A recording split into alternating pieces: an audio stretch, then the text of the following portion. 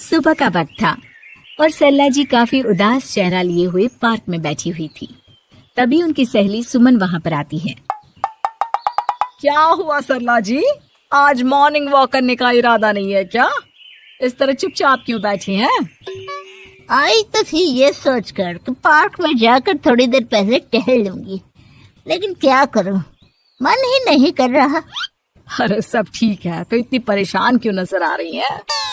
नहीं नहीं, ऐसी तो कोई बात नहीं है, सब ठीक है। अरे भाई, अब तो आपको खुश नजर आना चाहिए। अभी कुछ महीने पहले तो बेटे की शादी हुई है, घर में नई बहू आई है, आपके चेहरे पर तो रौनक नजर आनी चाहिए। अरे छोड़ो भी, आजकल की बहुओं के बारे में क्या बताऊं आपको। क्यों, क्या हुआ बहन जी, कोई परेशानी है क्या? कुछ किया क्या बहू रानी ने? अरे भाई, अभी तो शादी को 6 महीने हुए हैं। अब आपसे क्या छुपाना, आप तो जानती है मेरे बेटे ने लव मैरिज की है और मुझे ना इन लव मैरिज वाले बहुओं पर बिल्कुल भरोसा नहीं। ना जाने कब मेरे बेटे के कान भर दे। अरे लेकिन सरला जी, आपके बहू बेटा तो आपके साथ ही रहते हैं, फिर आपको इस बात का डर क्यों है? पता नहीं क्यों बहन जी, अभी तो मुझे अपनी बेटी दीपाली की भी शादी करनी है। बस इसी बात को सोचकर परेशान रहती हूँ। ये लव मैरिज वाली बहू पता नहीं कितने दिन परिवार में एडजस्ट कर पाएगी। कल को अगर बेटे को लेकर दूसरी जगह चले गई तो क्या होगा? अरे हाँ, याद आया, दीपाली तो दिल्ली में नौकरी करती है ना? हाँ हाँ, बहुत अच्छी नौकरी लगी है उसकी।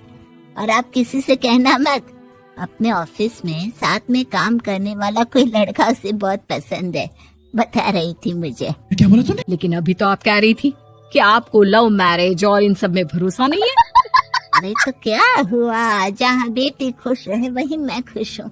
और वैसे भी बेटी को तो दूसरे घर जाना है, वो लोग जाने और उनकी बहू जाने, मुझे तो बस अपनी बेटी का ब्याह करना है। अच्छा, ठीक है, जैसी आपकी मर्जी।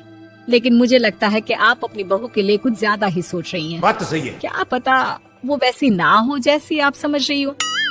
सरला जी अपनी जगह से उठते हुए कहती है, अब ये तो भगवान जाने, बस मेरी बेटी दीपाली की शादी उसकी पसंद से हो जाए तो मैं गंगा नहा लूं। चलिए बहुत देर हो गई है, मैं भी अब घर जाती हूँ। अच्छा, ठीक है, मैं भी चलती हूँ। अगले दिन जब सरला जी अपने घर पर बैठकर चाय की चुस्कियां ले रही थी, तभी उनकी बहू वहाँ पर आती है।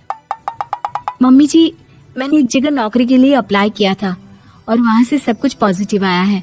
मैं भी नौकरी करना चाहती हूँ ताकि घर के खर्चों में थोड़ा हाथ बटा सकूं। अरे बहू, तुम्हें नौकरी करने की क्या जरूरत है?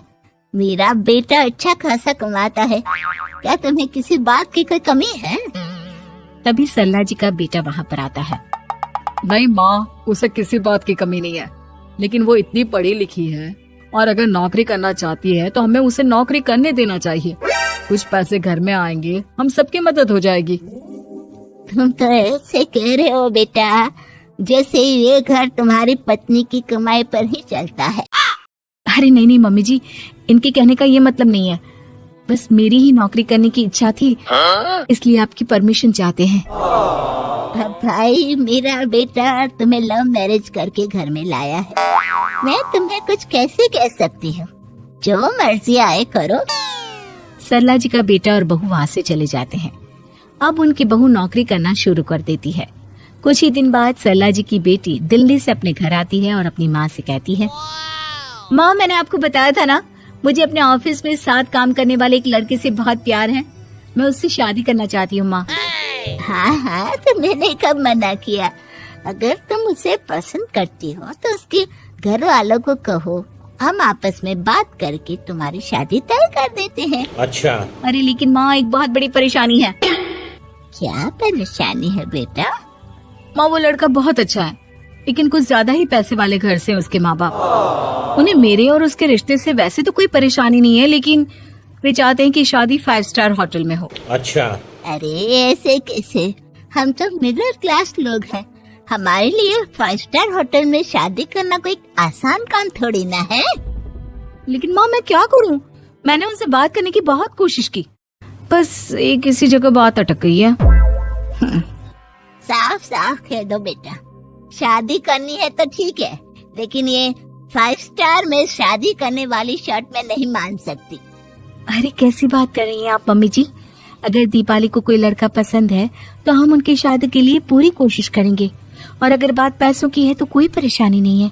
हाँ हाँ, तुम्हें तो बस बहुत आसान लगता है सब। जिस तरह तुमने मेरे बेटे से इतनी आसानी से शादी कर ली, सारे काम उतने आसानी से नहीं होते। समझ में आया? हर काम करने में पैसे लगते हैं। लेकिन माँ, मैं उस लड़की को बहुत पसंद करती हूँ। छोटी बच्ची हो क्या? सही बात है बेटा, लेकिन तुम उस लड़के से साफ साफ कह दो, अगर उसे तुमसे शादी करनी है तो अपने घर वालों को मनाए। अगर नहीं मना सकता तो तुम दोनों अपनी गृहस्थी अलग से कहीं सेट कर लो। कोई जरूरत नहीं है अपने माँ बाप के साथ रहने की। मम्मी जी, ये आप क्या कह रही हैं? मैं भी तो आपकी बेटी के साथ लव मैरिज करके आई हूँ। अगर मैंने भी ऐसा ही किया होता तो? लो, अब तो मुझे उल्टा जवाब देने लगी। देखो बहू, मैं तुम्हारी सास हूँ, मुझसे ठीक से बात करो। लेकिन माँ, भाभी ठीक तो कह रही हैं। हाँ, अगर बात शादी के खर्च की है तो मैं उस लड़के से कुछ कह सकती हूँ, लेकिन उसे अपने घर वालों से अलग होने के लिए कहना, ये सही होगा क्या? आप तो समझिए माँ। और वैसे भी मम्मी जी, मैंने कुछ महीने पहले जॉब करना शुरू कर दिया था और अपनी पूरी सैलरी बचा कर रखी है। आप चिंता मत कीजिए, मैं दीपाली की शादी में कोई कमी नहीं होने दूंगी। तुम अपनी सारी तनख्वाह मुझे मेरी बेटी की शादी का खर्च करने के लिए दे दोगी? हाँ माँ, मैंने भाभी को पहले ही सब कुछ बता दिया था और वो इस बारे में सब कुछ जानती थी, इसीलिए उन्होंने पहले ही नौकरी करनी शुरू कर दी ताकि मेरी शादी धूमधाम से हो सके। तभी सरला जी का बेटा वहाँ पर आता है। देखा माँ, जैसा हम हर समय समझते हैं वैसा होता नहीं है। आपको लव मैरिज करने वाली बहू से नफरत थी ना, लेकिन अपनी ही बेटी की लव मैरिज पर आपको कोई एतराज नहीं था। ये तो गलत बात है ना। हाँ बेटा, सही कह रहे हो तुम। बहू, मुझे माफ कर दो, मैंने तुम्हारे बारे में गलत सोचा। आज से मैं बहू और बेटी में कोई फर्क नहीं करूंगी, और अपनी लव मैरिज वाली बहू से तो बिल्कुल नफरत नहीं करूंगी। हाँ भाई, कैसी लगी? आगे स्वाद